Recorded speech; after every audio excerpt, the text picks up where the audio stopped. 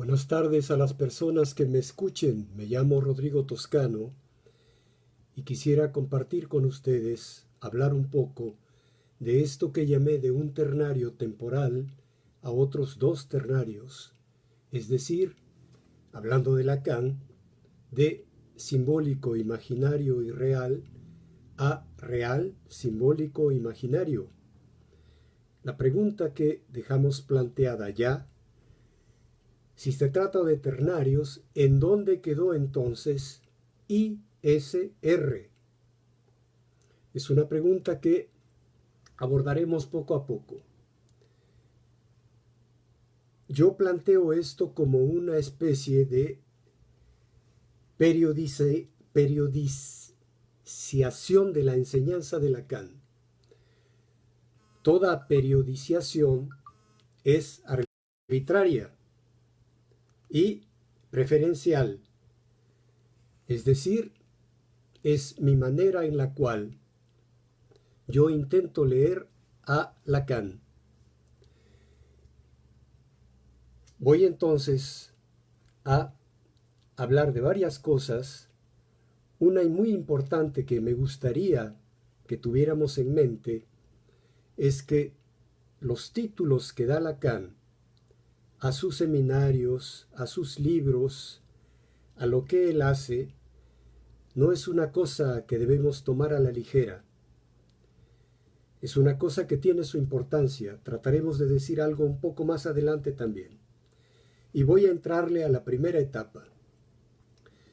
Voy a tomar de nuevo varias fechas. La primera etapa es esa que va del Estadio del Espejo hasta el 8 de julio de 1953. Entonces, si tomamos esas varias etapas de esta primera etapa, varias fechas de la primera etapa, digamos 32, 36, 38 y 49. En 32, Lacan descubre el Estadio del Espejo.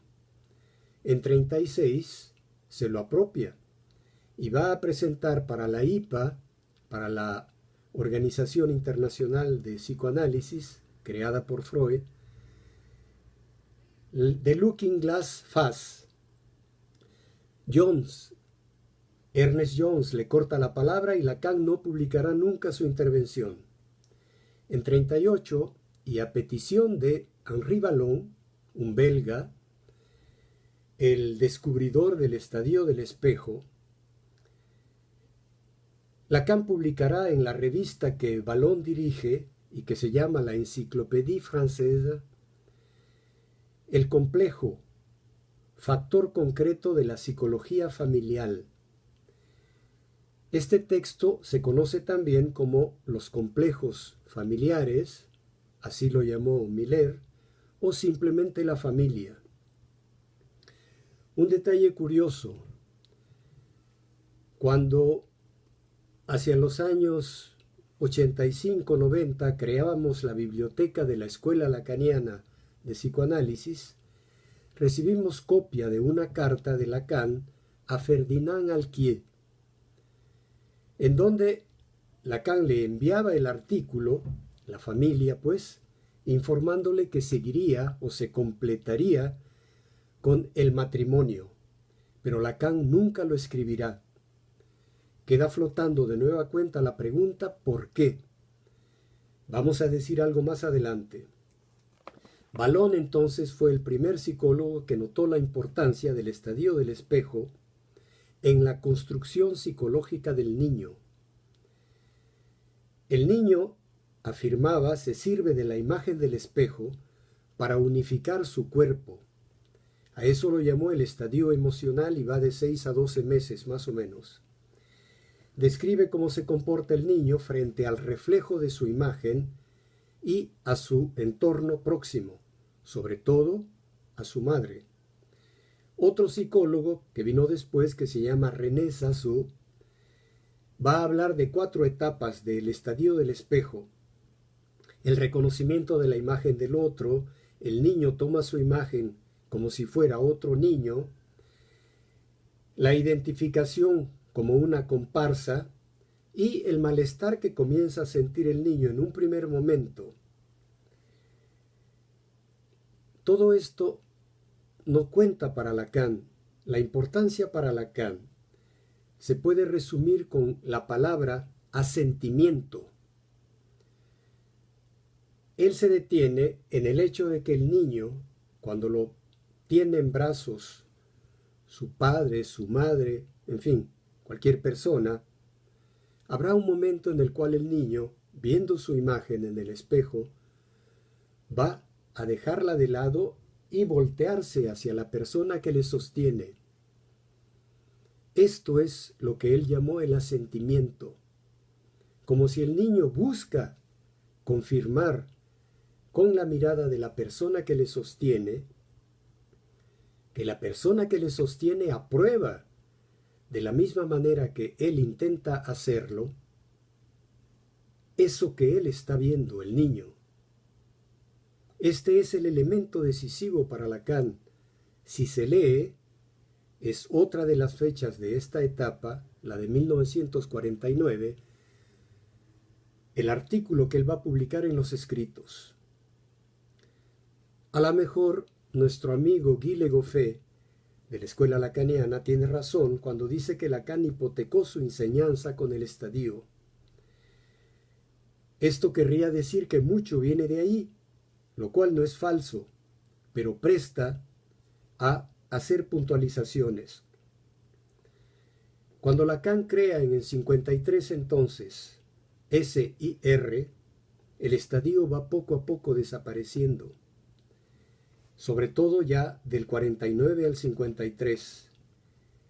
La transformación de idea, la imagen del semejante, le viene en 57-58 con la creación del grafo del deseo, en el seminario sobre las formaciones del inconsciente. En ese momento, construyendo su grafo, Lacan tiene ya un objeto A y lo integra a la fórmula del fantasma. Pero este objeto de deseo, como Lacan lo llama, se queda corto. No le sirve para completar lo que hará algunos años después, cuando va a llegar al objeto A como causa de deseo. Y en ese momento estamos en enero de 1963. En 53 entonces, Lacan va a producir SIR, muy concretamente el 8 de julio de 1953. Es una fecha que no es una fecha cualquiera. Tenemos aquí, si alcanzan a ver, este es una hoja oficial de la Asociación Internacional de Psicoanálisis. Y esto que alcanzan a ver aquí es la carta, no más de 8 líneas, que la señora Eisler, Ruth Eisler, la mujer de aquel que se ocupó de los archivos de Kurt, va a dirigirle a Lacan para decirle que él ya no pertenece más a la internacional. Desde luego que Lacan renunció a la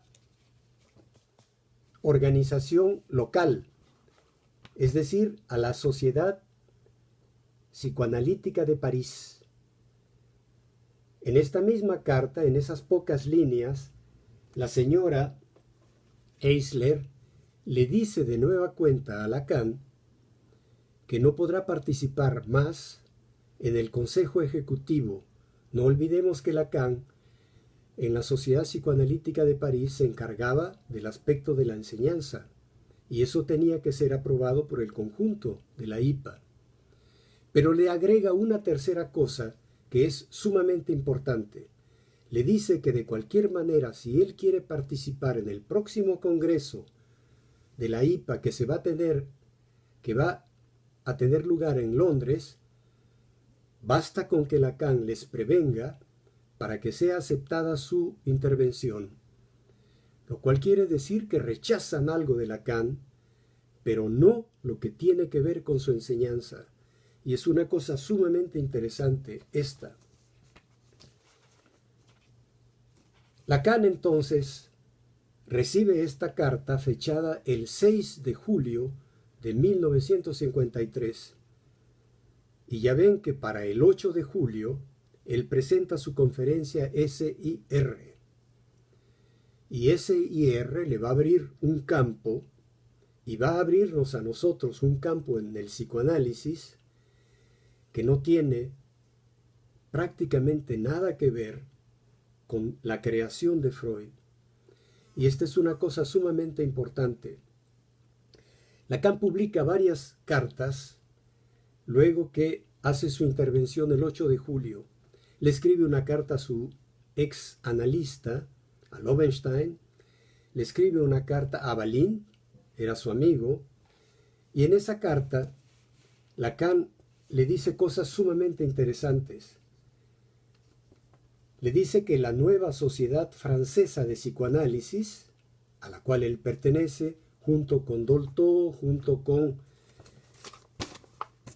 otra persona, se me fue el nombre en este momento, Lagache es la palabra que buscaba, comienza, le dice, con muy buenos auspicios.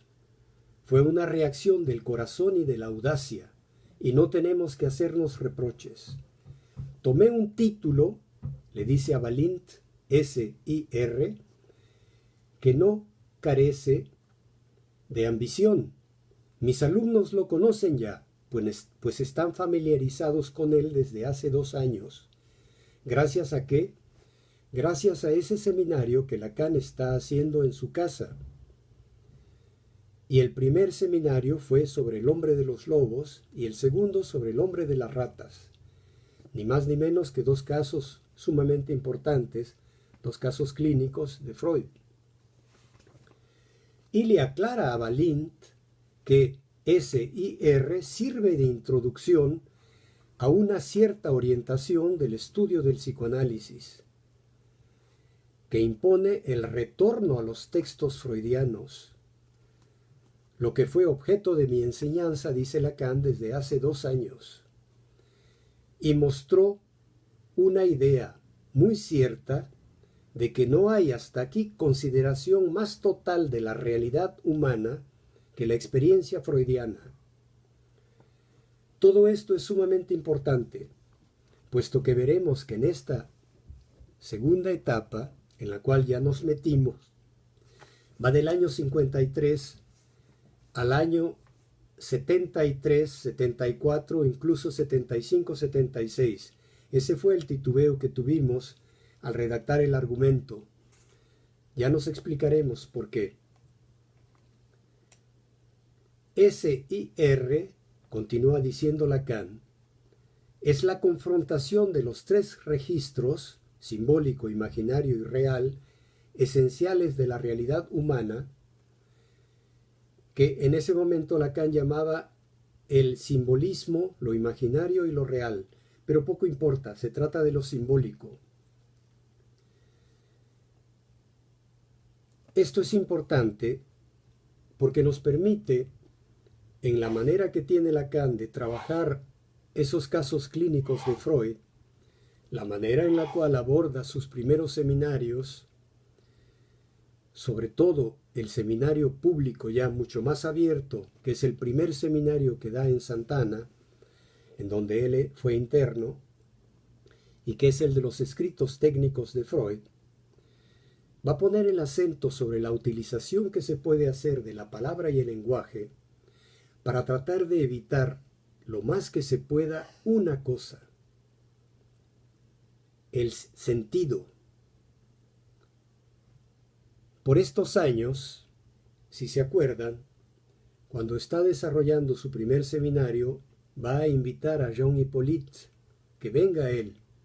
Hippolyte va a hablar de la denegación de Freud, y es un texto maravilloso, si se recuerdan. Cuando Lacan, en los escritos, hace un comentario del texto de Hippolyte, es muy posible que en una nota de pie de página encontremos una primera cosa, una primera observación sobre lo que podría Lacan considerar en ese momento ya, estamos en el año 53, el fin del análisis. ¿Qué es lo que dice en esa nota de los escritos? La voy a citar de memoria. Cuando el paciente viene a verlo, comienza hablando de él sin hablarle a usted. En un segundo momento del trabajo analítico, le hablará a usted sin hablar de él. Cuando pueda hablarle a usted de él, dice Lacan, el análisis estará terminado. Es un abuso de mi parte de considerarlo como un primer esbozo de lo que será el pase más tarde. Puede que sí, puede que no. La pregunta queda abierta. Todo ello en eco a ¿qué hacemos con el sentido? ¿Qué hacemos con el sentido que necesariamente el paciente viene a buscar? Viene a buscar porque necesita algo que le dé cierta coherencia a lo que le ocurre y le permita al mismo tiempo explicar eso que le está pasando. Y, ¿por qué no?, encontrar una solución a eso que pasa. Estamos entonces de lleno en esta segunda etapa. En esta segunda etapa en la cual, si se puede evitar el sentido, se puede poner de realce o se puede evitar hasta cierta medida el equívoco, la metida de pata. Eso que Freud llamó las formaciones de lo inconsciente y que tienen relación con el objeto A. Poco importa que sea el objeto de deseo o el objeto causa de deseo, por el momento no tiene tanta importancia que nos detengamos en ello. El asunto es qué pasa con el diálogo o el monólogo que sostiene la persona que viene a ver al analista.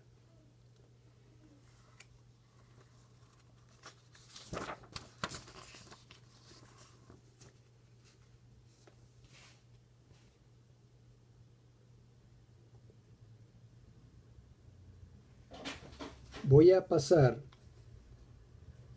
a hablar de otra cosa en este momento, de una comparación ya entre lo que ocurre, entre la manera que tiene Freud de trabajar con sus pacientes, sobre todo lo que él llamó acá en Francia los 5 psicoanálisis, y la manera lacaniana.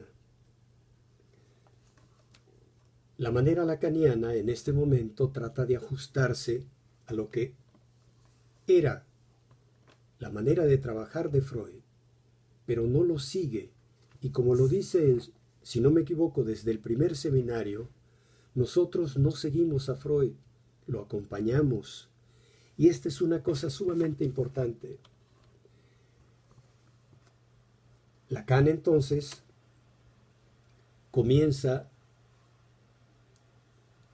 a intentar en ese trabajo diferente del trabajo que hacía Freud con sus pacientes, que en buena medida, recordémonos de Dora, era sobre todo un interrogatorio. Lacan trata de actuar en sesión de manera muy diferente. Y por aquí va a llegar a lo que se llaman las sesiones cortas. Él nunca las llamó así. Él decía que se ponía atención a lo que la persona enfrente o en el diván decía, se podía hacer una escansión de lo que era su discurso. O, como se dijo después, incluso con él, hacer una sesión punteada, es decir, saber en qué se podía uno detener. Todo esto entonces viene a cuento con esa conferencia SIR. Después se agrega, un par de meses más tarde, función y campo de la palabra. Con todo ello, se abre una vía hasta ahora totalmente insospechada de lo que podía ser el análisis. La comisión que viene en esos años 60 a informar a la IPA de cómo trabajan los lacanianos al interior de la Asociación Francesa de Psicoanálisis, que es a la cual Lacan pertenece luego del 53, va a decir que leen a Freud textualmente, pero que Lacan se permite muchas cosas con su transferencia. Ya ven que para él existe una sola transferencia en el trabajo analítico. El análisis no es una ciencia, aunque Lacan en esta segunda etapa pretende darle un estatuto de ciencia, y no es una ciencia ni blanda ni dura. Su impedimento para ello le viene de lo que constituye su ventaja, ni más ni menos que la transferencia. En esos años, del 53 al 73, Lacan ciertamente tiene esa pretensión, pero se queda ahí. El sentido no se puede eliminar, el sentido se lo impide también. A este periodo, tengamos muy en cuenta que corresponden varias fórmulas con matiz negativo, es decir, no hay. No hay otro del otro, no hay metalenguaje, no hay relación sexual. Esta es una cosa sumamente importante, interesante. Para Freud se resolvía de manera más o menos simple. En el inconsciente no hay representación de la mujer, puesto que ese texto del cual se hablaba hace un momento, la denegación, dice que primero es el atributo y luego el ser. En ese sentido, la mujer no tiene lo que tiene el varoncito, una representación fálica en lo inconsciente. Entonces, Freud se queda aquí. Para Lacan, la cosa se va a complicar muchísimo. Y esto comienza a permitirnos ver claro por qué Lacan, en una relación que él tuvo muy estrecha con ese filósofo que mencioné y que se llama Ferdinand Alquier, a quien le dice que al texto de la familia va a seguir el del matrimonio, Lacan por supuesto que no puede hacer un texto sobre el matrimonio si él no resuelve el asunto de la relación sexual. Es imposible. Y aquí entra en cuento la compañera de Sartre. Ella le pidió, cuando iba a escribir El segundo sexo, si Lacan podía ayudarlo. Lacan le preguntó, por supuesto, cuántos años se daba antes de publicar El segundo sexo, y ella le dice, bueno, lo quiero publicar a fin de año. Y Lacan le dijo, mire, vaya a ver a alguien más, yo no puedo ayudarla. Aparte de todo, él estaba metido en este asunto de la relación sexual, que en un principio llamó no hay acto sexual, pero sin embargo rectificó el tiro para decir no hay relación sexual. ¿Por qué no hay acto sexual? Si se acuerdan del seminario sobre el acto no tiene vuelta. El acto es algo que termina y se mide por sus consecuencias, pero no se puede volver atrás. En cambio, que sea broma o no broma, el acto sexual se repite, lo repetimos y seguimos repitiéndolo.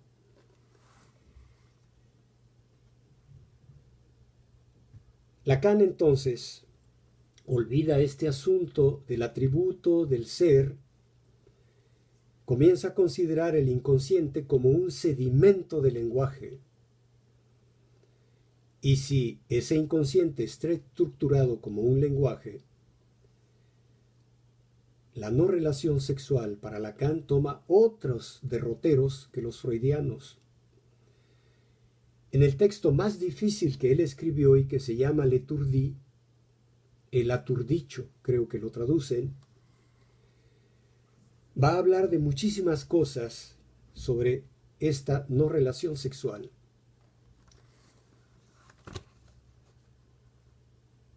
Comienza por el lenguaje. Porque el hombre y la mujer hablan, nada va bien entre el hombre y la mujer. Los animales, dice, son más civilizados. Supone que de la no relación no hay enunciado posible y que lo real no se confirma sino del límite de las consecuencias lógicas de cualquier enunciado, en particular de este. ¿Cómo obtener dos universales que puedan ser consistentes y al mismo tiempo separarlos? Dos mitades. Aquí Lacan juega con la palabra moitié en francés, cuyas tres primeras letras son el yo, M-O-I, moitié. Todo órgano, continúa Lacan, gracias al discurso analítico se transforma en significante, aislándose de la realidad corporal, del cuerpo, que en ese momento no servirá sino como cebo del anzuelo. Todo se resuelve entonces, y aquí hace eco a Freud, con la dimensión fálica. No es con el falo, es otra cosa la dimensión fálica, como aquello que oculta la no relación sexual. Para decirlo de una manera muy simple, hombre o mujer, todos tenemos relación, todos de alguna manera adaptamos o no adaptamos nuestra conducta, y sobre todo sexual, con relación al falo.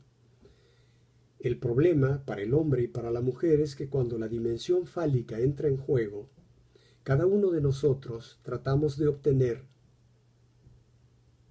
una satisfacción. Y aunque nos importe mucho la satisfacción del compañero o de la compañera, es prioritaria la propia. En ese sentido, de esto no se puede hacer dos universales. Y aunque se hicieran, eso que un venezolano, si no me equivoco, tratando de traducir este término de no hay relación sexual, tuvo la idea de decir no hay proporción, precisamente pensando en esto de los universales. Sin embargo, no cuajó su proposición. Con el seminario de los non-dupes, prefiero como se dice en francés, que lo no incautos o incautos, aquello que dice no a la dimensión fálica es precisamente lo que puede venir del lado de la mujer. Nos vamos a meter en algo un poquito complicado, pero cuando Lacan afirma que existe un X para quien la función no es satisfecha o no queda satisfecha, es decir, que al no funcionar queda excluida. Aquello que dice no a la función fálica es la castración. Si se acuerdan, Freud proponía variantes para lo que es la castración en el hombre y lo que es la castración en la mujer. Uno comienza por ahí y la otra termina. Con este asunto, estamos en Le Non-Dupe de 73-74, Lacan se pregunta, y lo que dice sí puede desdoblarse en todos y no todos. De aquí Lacan va a llegar a no todas, puesto que la mujer puede serlo, pero es no toda. Su función fálica le puede jugar ciertas cosas que la perturban, de ahí que no pueda hablar. El goce del hombre se ve, se puede medir. Por lo general los libros de sexología hablan de lo que cabe en una cucharita de café. Con el goce de la mujer, ya se dan cuenta, es una cosa sumamente compleja. Cuando ocurre, cómo ocurre, etc. El hombre entonces no alcanza a su pareja, vuelvo aquí al étourdi. El otro, dice Lacan, el gran otro, sino tomándola por ese pedacito que es causa de su deseo, es decir, haciendo de ella un objeto A. Por el otro lado, la mujer no alcanza al hombre, sino cuando en ella hay cierta perturbación. Eso que a veces Lacan llega a decir, gracias a la psicosis. Quedémonos con la cosa más suave. Esto significa que una mujer no encuentra al hombre, sino en la situación donde, por ejemplo, ella va a descompensar sobre una vertiente psicótica y donde ella puede tener que vérselas con un gran otro, que no tiene en este caso nada que ver con la estructura. Puede ser, por ejemplo, el otro divino de los místicos.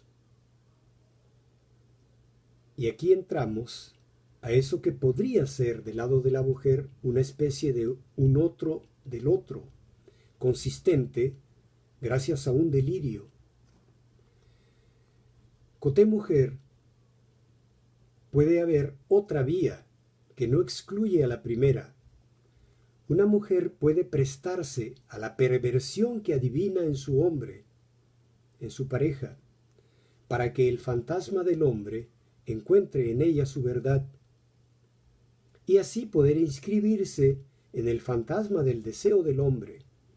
De nueva cuenta, obtener una especie de lugar en tanto objeto A, para poder hacerse causa de su deseo. El discurso analítico no se sostiene sino del enunciado que dice no hay. Es imposible entonces de afirmar la relación sexual. El avance que tiene el discurso analítico, continúa diciendo Lacan, por ser el último, determina de lo que puede ser el estatuto de los otros tres. Si se acuerdan, el de la histérica o de la histeria, el universitario, y el del amo. Perdón, a veces tengo que traducir, entonces se me va un poco la onda. A lo mejor baste con esto para que tengamos una idea de esto que Lacan afirma cuando dice que no hay relación sexual. Va a hacerle una crítica a Freud, diciéndose que cuando Freud invoca el famoso Eros, es para hablar de esta fusión que el Eros puede contener en cuanto al hombre y una mujer. Para Lacan esta fusión es más bien una ficción, eso no existe.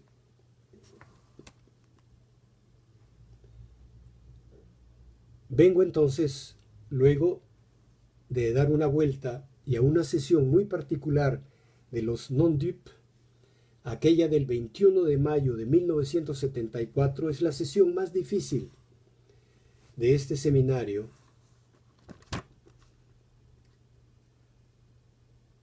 A partir de este seminario, Lacan pondrá un énfasis muy fuerte en la escritura.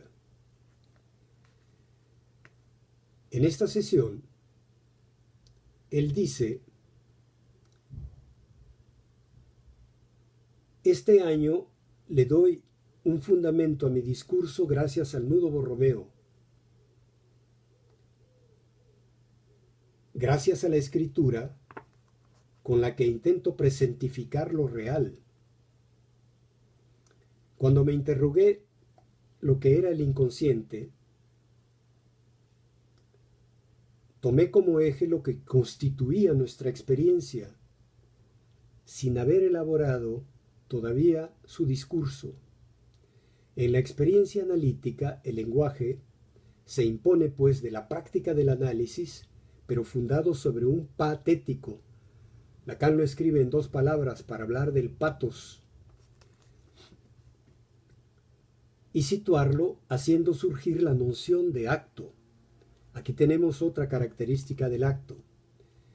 El acto o todo acto que puede venir a consistir de un decir y no poder operar sino de eso, rehusando toda intervención sobre el cuerpo. Hay un lazo entonces, dice Lacan, entre el sexo y la palabra. Y yo quería llegar aquí, puesto que no es algo nuevo para él. Cuando Lacan es invitado a que venga a Santa Ana, él va a hacer algo que se llama un pequeño discurso a los psiquiatras. Este discurso a los psiquiatras es del 10 de noviembre de 1967 y va a decir cosas maravillosas en este discurso. Mi amigo Marcelo Pasternak, que en paz descanse, él estaba presente y me dijo que no entendió absolutamente nada. Él ya llevaba años viviendo en Francia, él era interno en Santa Ana y por eso pudo acceder a escuchar este discurso.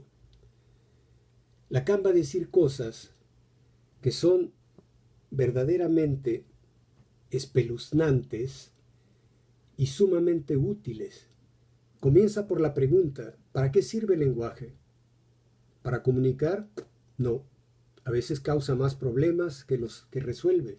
En fin, en ese tono va a llegar a decir, el lenguaje después de todo sirve para una cosa,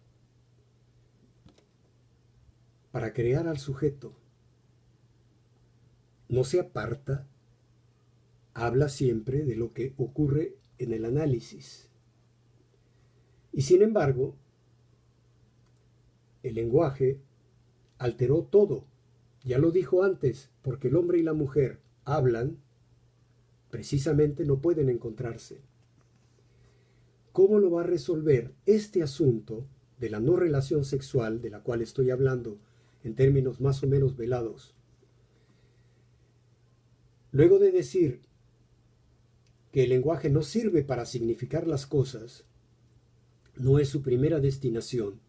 La primera es hacer al sujeto. Y va a decir esto: la experiencia del análisis no es ninguna otra cosa que de realizar lo que es de una función tal del sujeto.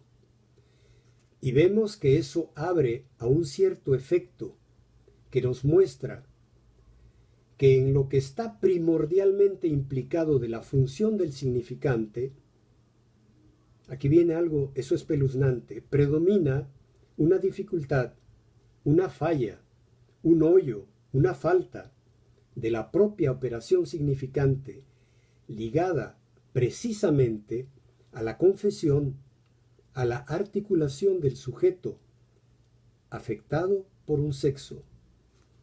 Y es porque el significante manifiesta ciertos desfallecimientos selectivos cuando se trata que quien dice yo se diga como macho o como hembra.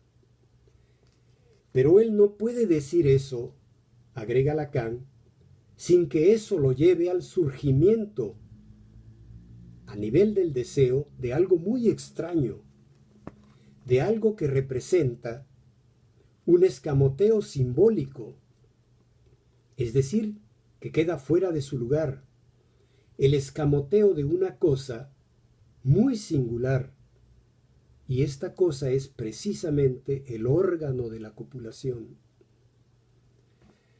A saber, precisamente aquello que en lo real estaría lo destinado más cabalmente para probar que hay uno que es hombre y otro que es mujer. Yo quería terminar, luego del Étourdi de 73, con este texto del 67.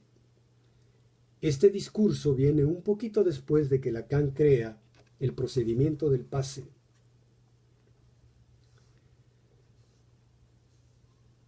Voy a hacer un salto ahora para hablar del último texto que yo había recomendado, que si podían leer, y de preferencia leer en su totalidad. ¿A quién pertenece lo inconsciente? Pero antes, quedémonos con la pregunta. Quiero volver.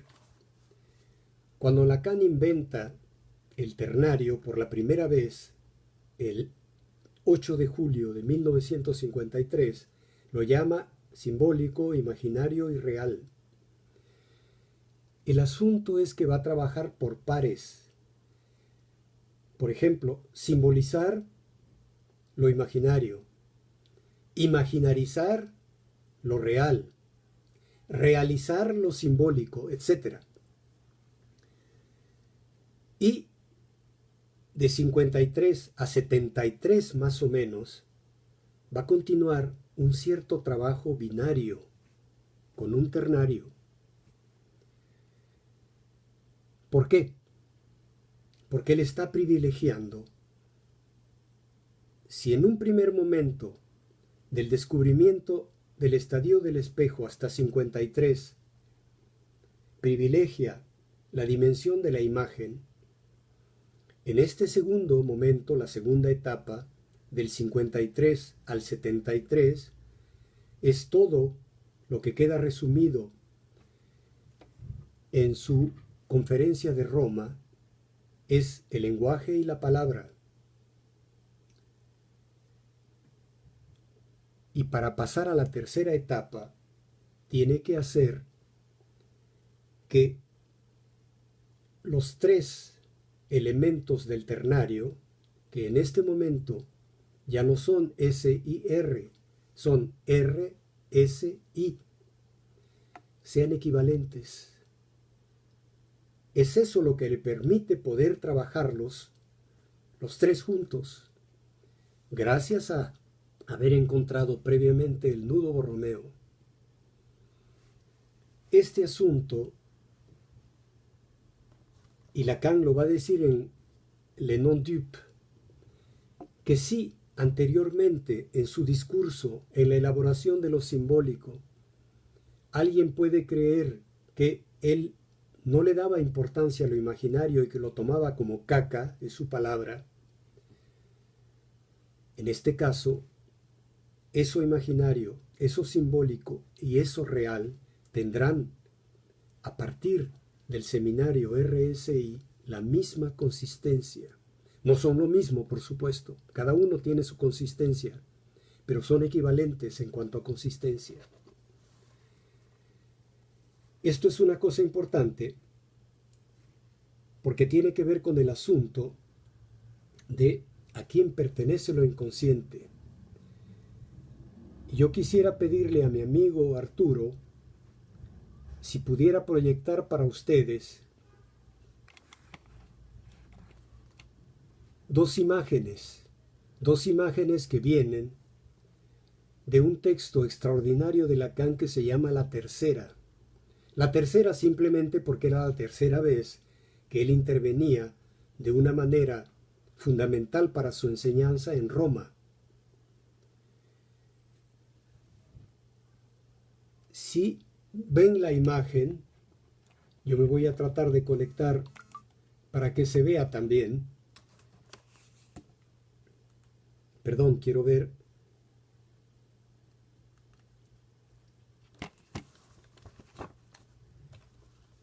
Lacan crea primero una imagen, los tres redondeles están ahí, lo imaginario arriba, lo simbólico a la izquierda, perdón, lo real a la izquierda y lo simbólico a la derecha. El redondel rojo imaginario, el violeta lo real y el verde lo simbólico. y ven que el cuerpo queda del lado de lo imaginario. Del lado de lo simbólico no sabemos si no vemos el segundo esquema. De lo real tampoco, pero podemos saberlo viendo el segundo esquema. Todo esto es importante. Estamos al final del año 74, es decir, Lacan acaba de terminar su seminario, los non-dupes, y es capaz de llegar ya con su ternario a estas cosas que Freud no hubiera podido imaginar nunca. Lacan se burla de Freud y todavía no ha entrado al texto de propósitos sobre la histeria o anotaciones sobre la histeria. Esta palabra de propos en francés no es unívoca, presta a varios significados. Pero esta cosa que Lacan hace con estos dos esquemas de la tercera, ni siquiera ha comenzado. Estamos en el mes finales de octubre, si no me equivoco, cuando Lacan enuncia la tercera en Roma. El asunto es que, si se fijan, en el centro de los dos nudos borromeos está el objeto A. Al lado izquierdo, entre el imaginario y lo real, está el goce otro. No es el goce del otro, es un goce otro. Mientras que a la derecha, entre lo imaginario y lo simbólico, se encuentra el sentido. Eso que precisamente no se puede eliminar por más que se quiera. Mientras que entre lo real y lo simbólico se encuentra ni más ni menos que el goce fálico. El nudo que viene abajo es una especie de proyección de lo que lo simbólico hace con lo inconsciente, lo imaginario con lo preconsciente y lo real con el síntoma. Es algo en el cual ya en este seminario preparatorio de la última etapa, estoy hablando de lo non-dupe, es una cosa extraordinaria. Lacan siempre presumió que estaba en avance de lo que él podía decir. Aquí lo vemos muy claramente. RSI no ha comenzado siquiera, puesto que la primera sesión comienza en diciembre. Y él está ya a kilómetros de distancia. Voy entonces, gracias Arturo con las imágenes, voy entonces a retomar la pregunta que quedó pendiente. ¿A quién pertenece lo inconsciente? Esta es una pregunta de Lacan. Viene en Propos sur l'hystérie, que es un texto de 1977, cuando él está dictando un seminario sumamente complejo, L'Insuccès. Lacan topólogo se apropia de lo inconsciente, desposeyendo a Sigmund Freud de su creación, quizás la más importante. Pero Lacan lo hace transformando el nombre de eso que llamó inconsciente, Freud, y él, en buena parte, con una transliteración muy freudiana, la unbevue. En ese año, 76-77, de ese seminario, l'insuccès de l'unbevue, c'est l'amour. Así se puede decir en francés, algo así como lo no sabido, que sabe de la unbevue, de la metida de pata, es el amor.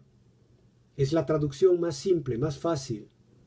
Y la conferencia Propos sur l'hystérie, esta de la que estoy hablando, es de febrero del 77. Lacan ya tiene avanzado su seminario. Hay al menos dos cosas de esta conferencia que dan una idea de lo que Lacan, casi al término de su recorrido, podía considerar haber hecho con la enseñanza de Freud. haberla transformado de punta a punta. Aquí, con la mención histeria, ¿hasta qué punto toma a Freud en lo que fue el inicio, todo el avance que Freud pudo hacer del psicoanálisis, trabajando la histeria, y que publicó con Breuer como los estudios sobre la histeria de 1895? Estas dos cosas totalmente iconoclastas, pero no sin razón, de Lacan sobre Freud, son lo que afirma en este texto que Freud no sabía nada de lo inconsciente y por eso golpeaba a un lado. Y la segunda, que él, Lacan, está mejor orientado con respecto a lo inconsciente que Freud. La conclusión viene sola, Lacan nunca lo afirma. Pero en ese sentido, si lo inconsciente pertenece a alguien, no es a Freud, es a Lacan. No lo afirma, nos deja adivinarlo. La pregunta abre a muchas posibilidades. Es cierto que Lacan supera a Freud, a lo mejor, pero como decía Newton, fue gracias a que Sigmund Freud existía y a que Lacan se subió en sus hombros que él pudo ver más lejos, heredando de las construcciones de Freud. Una cosa es cierta, Lacan heredó de algunos, como lo dice en sus primeros seminarios, impases o contradicciones de Freud y trató de resolverlas. Un ejemplo central, el fin del análisis. Ninguna roca de la castración, ninguna necesidad de penisnei. Más bien, eso que vimos, no hay rapport sexual, del cual la castración es un elemento, ciertamente, pero no el definitivo. La castración no es única, dirá Lacan, no es automorfa, es una cosa mucho más complicada. Hay varios tipos de castración, dice, la del falo simbólico, la del falo imaginario, etc. Hay cosas que quedan abiertas, amigos, pero en el tiempo impartido, ya me estoy tomando más de la cuenta, voy a llegar a varias conclusiones. Lacan, antes de adentrarse al seminario Los Non-Dupes, si leen los últimos 2 párrafos del seminario precedente que se llama Aún, Encore, Lacan afirma cosas extraordinarias ahí. Yo nunca les dije en ningún seminario que me comprometía para el siguiente. Eso lo afirma. Y sin embargo es totalmente falso. No solamente daba cita con fecha bien marcada para el próximo seminario, sino varias veces dio el título mismo del seminario que venía.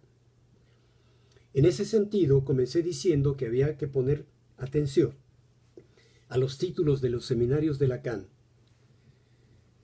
Cuando él tiene dudas de entrarle a partir de Non-Dupe hasta el momento de concluir a lo que es RSI, él sabe que tiene una enorme tarea enfrente y que a lo mejor la vida se le va a acabar. Lacan tiene 72 años cuando comienza los Non-Dupe y él va a morir de 81. Entonces, va a morir de 80 en 81. Entonces pueden ver que él sabía que era una tarea enorme la que tenía enfrente y que seguramente no iba a poder acabarla. En ese sentido, él no habla de otra cosa que le pasaba en lo personal. Lacan sabía ya de su cáncer, del cáncer del colon, del cual nunca quiso operarse. Él sabía entonces que a un tiempo que él podía calcular, puesto que calcula muy a menudo de 10 en 10, podía morirse antes. De hecho, él nunca quiso operarse de ese cáncer del colon. Se operó 1 o 2 días antes de morir. Ya no tenía prácticamente ningún caso. Entonces ya afirmé, la primera conclusión es que Lacan nunca escribió sobre el matrimonio porque simplemente no hay relación sexual. Sigmund Freud era neurólogo, Lacan psiquiatra. Cuando Lacan afirma que golpeaba a un lado de lo inconsciente y se burla además en muchos textos del esquema freudiano del yo y el ello, Freud, siendo neurólogo, tenía que buscar un lugar en donde situar en la anatomía humana lo que estaba descubriendo. Esto es lo que hace que Lacan se burle de él y que le permite apropiarse con razón o sin razón de lo inconsciente. Lacan, luego de la imagen, pasa al lenguaje y a la palabra, y en esta última etapa está con la topología, no con redes neuronales ni localizaciones cerebrales como Freud. De Lacan a Lacan ahora, la definición del sujeto de 1963, 10 años después de la conferencia Simbólico, Imaginario y Real, ¿acaso sigue teniendo validez cuando Lacan entra a la topología con RSI? El objeto A lo sitúa en el centro del nudo, pero ¿qué función viene a desarrollar? ¿Qué pasa con la clínica? Podemos hablar de una clínica nodal o de los nudos, pero ¿acaso sabemos cuál es la teoría de la práctica? Lacan se quedó corto. Lacan se nos murió antes. Falta algo, falta algo.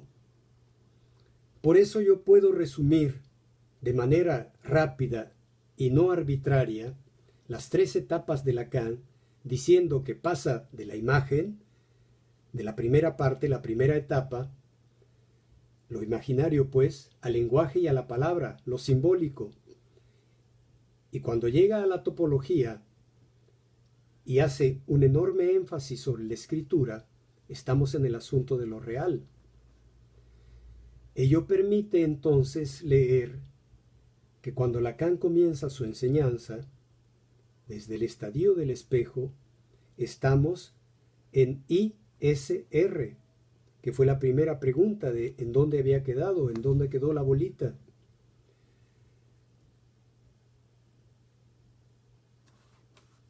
A lo mejor me puedo detener aquí, amigos. Por lo que he visto, parece que hay preguntas. Yo no sé cuánto tiempo más tengamos, pero podemos intentar hablar de algunas. Mi amigo Arturo, el que se está ocupando de ayudarme con las imágenes que vimos, ayudarme con la transmisión, me dijo que podía comunicármelas al final. Así que dejo en sus manos, Arturo, si quiere decirme si hay alguna pregunta que le parezca que debamos abordar, le entramos de una buena vez. Y les agradezco mucho su atención. Muchas gracias por haber escuchado y permitirme hablar de esto, por lo cual yo me desplacé a Francia. Así que, bueno, espero que el tiempo no haya sido tiempo perdido. Arturo, si quiere comunicarme algo.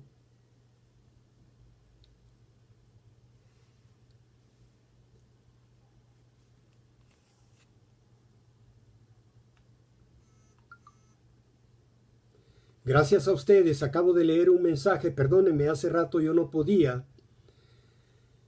Ahora veo que alguien me dice gracias. Gracias a usted, Alejandra. Yo sé que a veces es arriesgado ponerse a escuchar a alguien que no se conoce, de la misma manera que es arriesgado para mí, en este caso, que intervengo, no saber a qué público me dirijo. Perdónenme, mi amigo Arturo me habla. Arturo. Sí, dígame.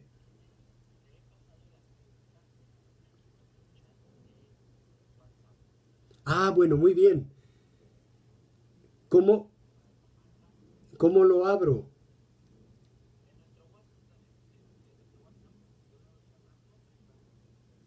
¿Van a aparecer? Bueno, entonces espero que vengan. Mándemelas, por favor.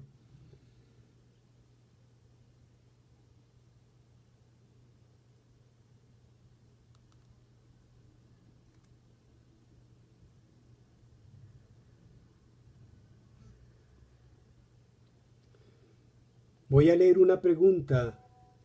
Rodrigo, hola. Acá. Bueno. Este es muy importante y muy interesante. Muchas gracias, doctor. Gracias a usted, Eva. Patricia del Pari, de Salta. ¿Cómo explicar que el sujeto se condiciona por el nudo Borromeo? Yo decía que nos quedamos atorados hasta donde Lacan llegó. Le quiero responder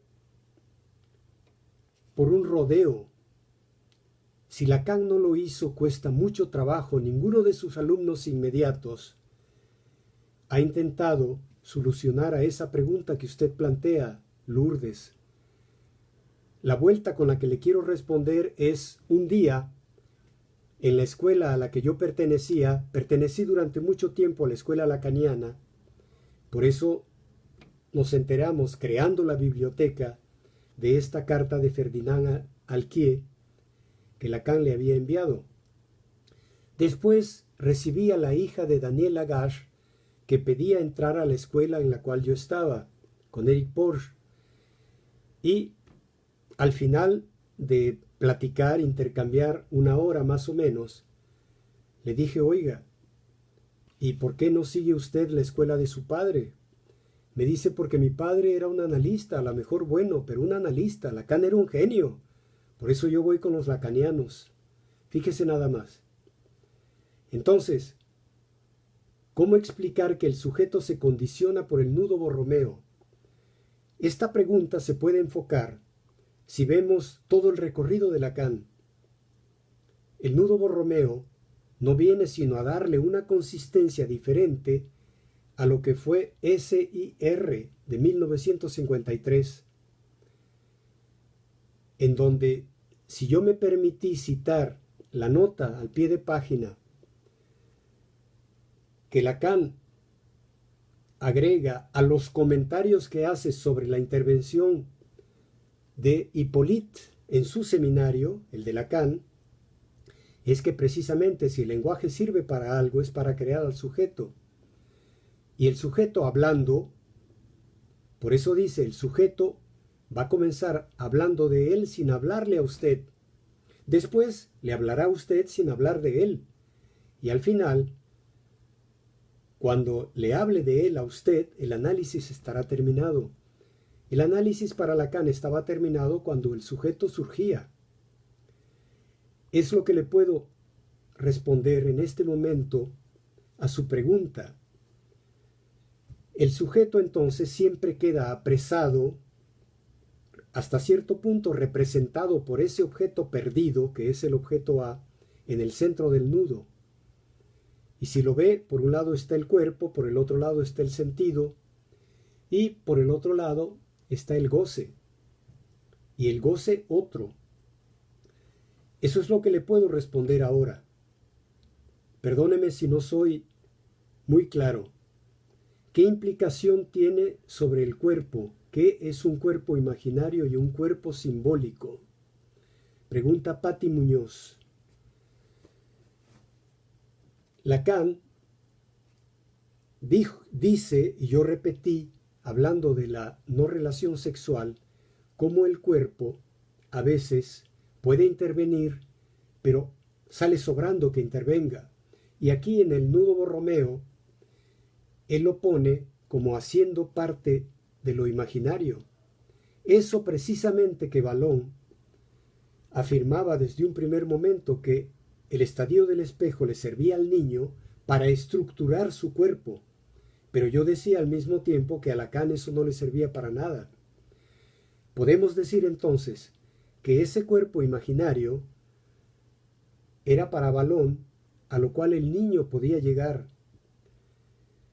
El cuerpo simbólico entonces estaría representado por esa segunda etapa del lenguaje y la palabra, porque el sujeto se crea hablando, construyendo frases, esperando que el que lo escucha, el analista, lo detenga en un momento.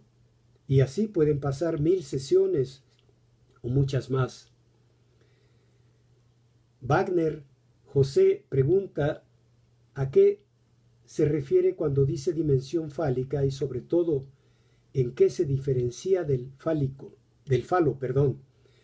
Lacan, desde los non-dup, va a poner mucho el acento en la cuestión de la dimensión.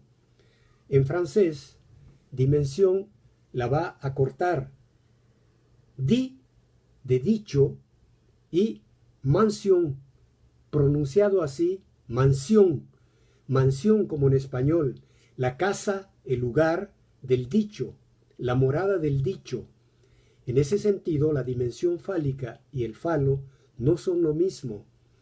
Cualquier diccionario le dirá que el falo es la representación del pene en erección, iti fálico.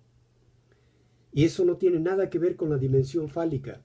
La dimensión fálica es cómo se juega a través del decir y en acto durante el coito, durante la relación sexual. Relación sexual hay, pero ¿cómo dar cuenta de ella? Esa es la cuestión. De ahí que Lacan habla de la dimensión y no del falo. Paso a otra pregunta. Los 3 registros condensan en la enseñanza de Lacan las dimensiones de la praxis y discursos psicoanalíticos, las dimensiones del parler y las dimensiones del nombre del Padre. Yo no puedo sino estar de acuerdo con usted y agrego una cosa. Vuelvo con ello a algo que decía antes. Cuando les pedía poner atención con algunos títulos, háganse la pregunta simplemente que usted, señor Germán, me permite tocar. Cuando Lacan comienza el seminario Los Fundamentos del Psicoanálisis, ¿de qué fundamentos va a hablar? De los de Lacan. Por eso comienza su seminario introduciendo algo que no pertenece a Freud, inaudito para nosotros, que es el sujeto supuesto saber, el eje de la transferencia. La transferencia para Freud era el eje del análisis. Y para Lacan no puede haber transferencia si no hay sujeto supuesto saber. Cuando habla de los non-dup, ¿quiénes serán esos non-dup que me puedan seguir en lo que les voy a decir? Algo así como paralelo lo que decía Freud, lo que le dijo a Jung cuando iban a Estados Unidos. No saben que les traemos la peste.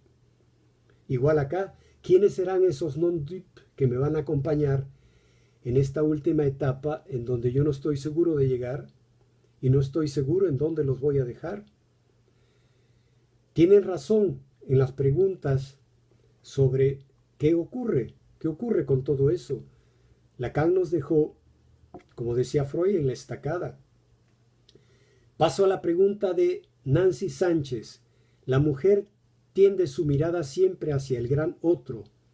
A más, ella ha surgido de la mente de ese otro, gran otro. Cada época alienta un modo de ser mujer diferente, pero para el hombre siempre es la mujer el objeto, causa de deseo que lo sacude, que rompe su estructura mental, y hay que recordar a Zeus que debe ser golpeado con una gran hacha en la cabeza para que de ahí nazca la sabiduría que es representada por una mujer, Atenea.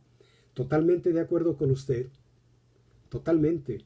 La mujer juega un papel sumamente importante, lo queramos o no. En ese sentido, yo le recomiendo, si me lo permite, trate de leer un libro de Marie-Madeleine Chatel. Debe estar traducido ya. El libro trata... Se me va el nombre en este momento.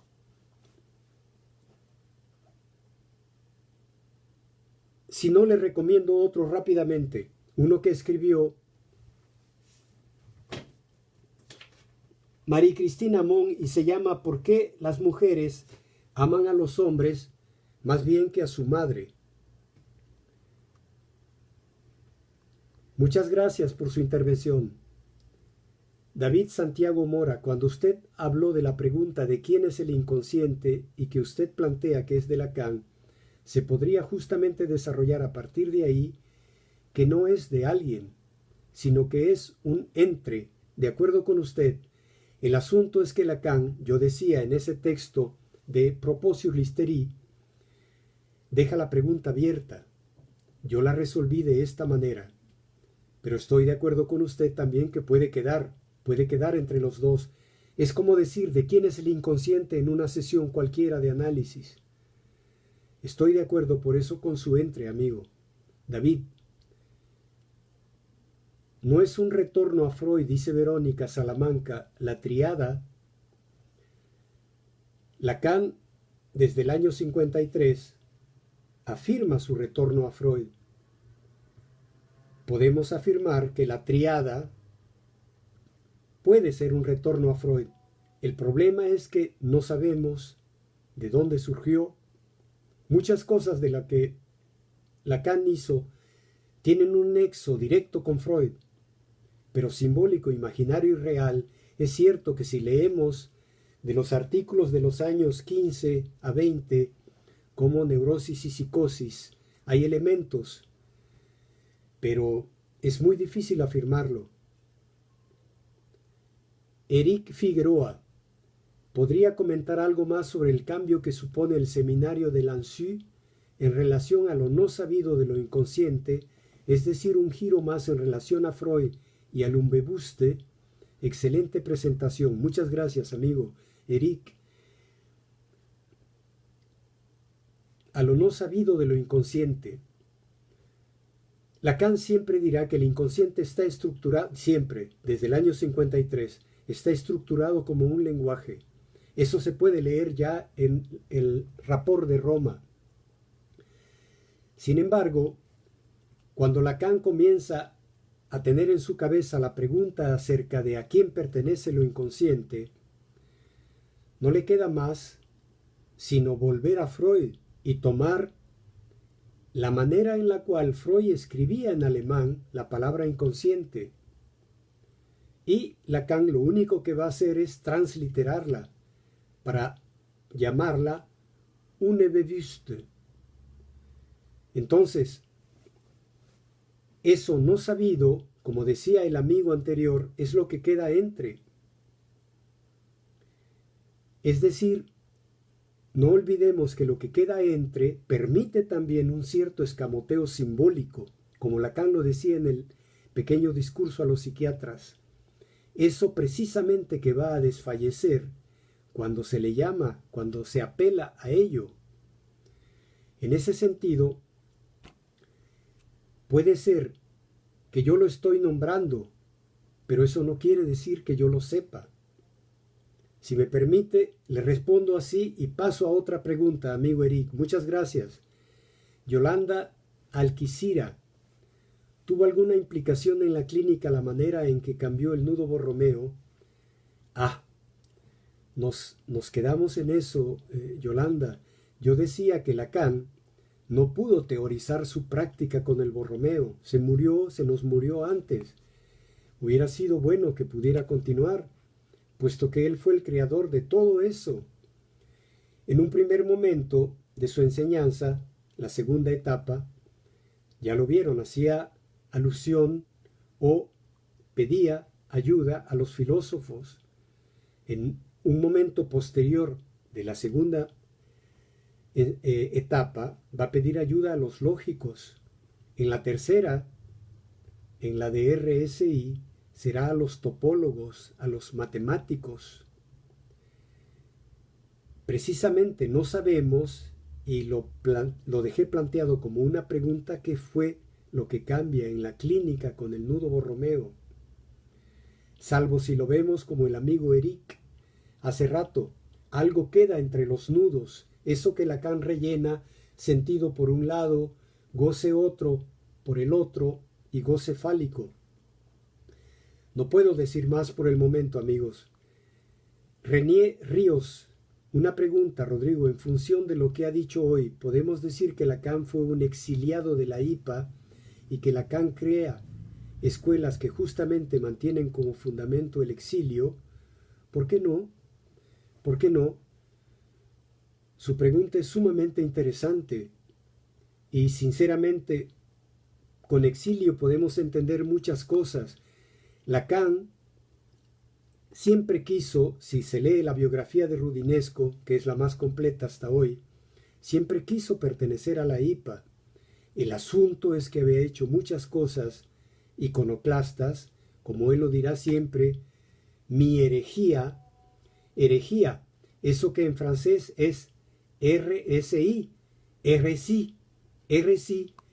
Entonces, ese exilio, ¿hasta qué punto él pudo buscarlo también para desarrollar lo más que pudo su enseñanza? Y en ese sentido, qué lástima que no pudo teorizar la práctica del Borromeo. La práctica del Borromeo en sí, o con relación a lo clínico sobre todo. Nuestro amigo Carlos lanza una pregunta. No alcancé a escuchar desde el principio, pero si no se ha mencionado el asunto del rapport y el problema de su tradición, ¿nos puede dar brújula?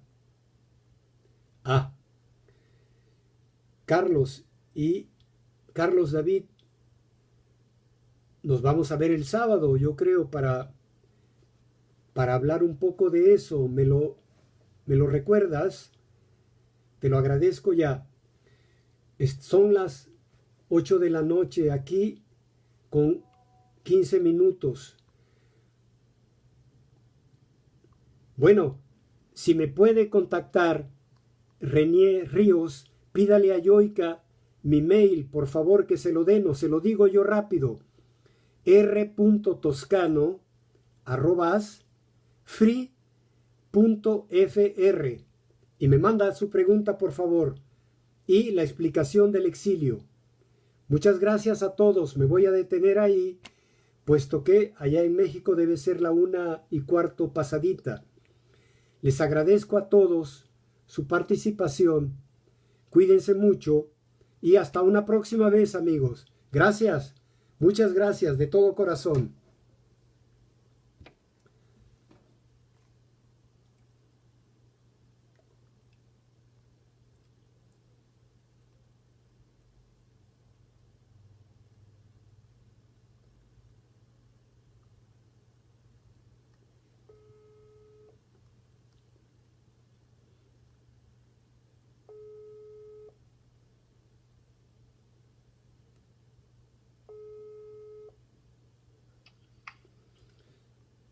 Hola.